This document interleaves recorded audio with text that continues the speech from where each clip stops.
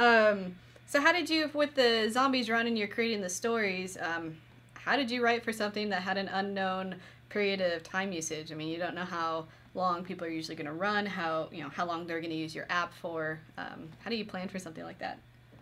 So we had a lot of conversations about this. We figured that we would go for a minimum amount, and we thought that probably nobody would be going out to run for less than 20 minutes.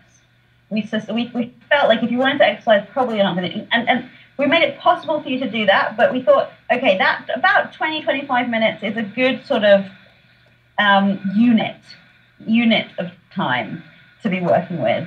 And we had a lot of back and forth conversation about how best to do this. In the end, we came up with this structure where we play a section of story and then a track of your music, and then a section of story and then a track of your music. So you can lengthen your mission by telling us to play 2 tracks of your music in between the sections of the story. And if you go on longer, then the thing doesn't stop. There's then like radio mode where you can just listen to some ambient sort of post-apocalyptic DJs talking about music. Is everything frozen on your end? Oh, it cleared up. So we wanted people to have maximum amount of choice possible, basically.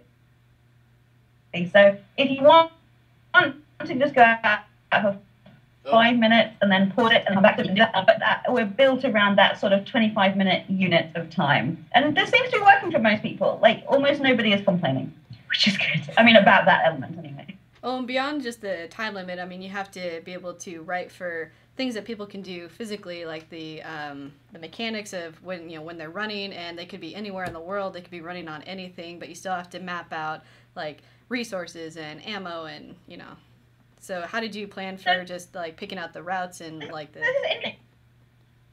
So Adrian and I have been talking about this stuff for a long time because we were working on this Perplexity, which was very, very, very location based. In fact, there was the treasure was only in one place in the world, and if you couldn't get there, then you couldn't get it.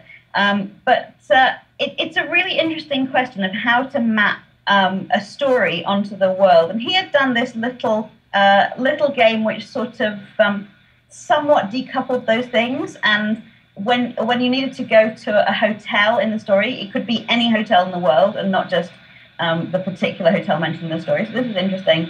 In the end, after some conversation, basically we decided that we're just telling you a story, and you, the runner, should be able to go on exactly the same run that you always go on. Because, runners have their regular routes. Most runners have their 2 or 3 regular routes they like to do, and we don't want to be telling you where to go. Our job is to make what you already do more interesting. So you can still go for your run around the park, but we're telling you a story during that experience.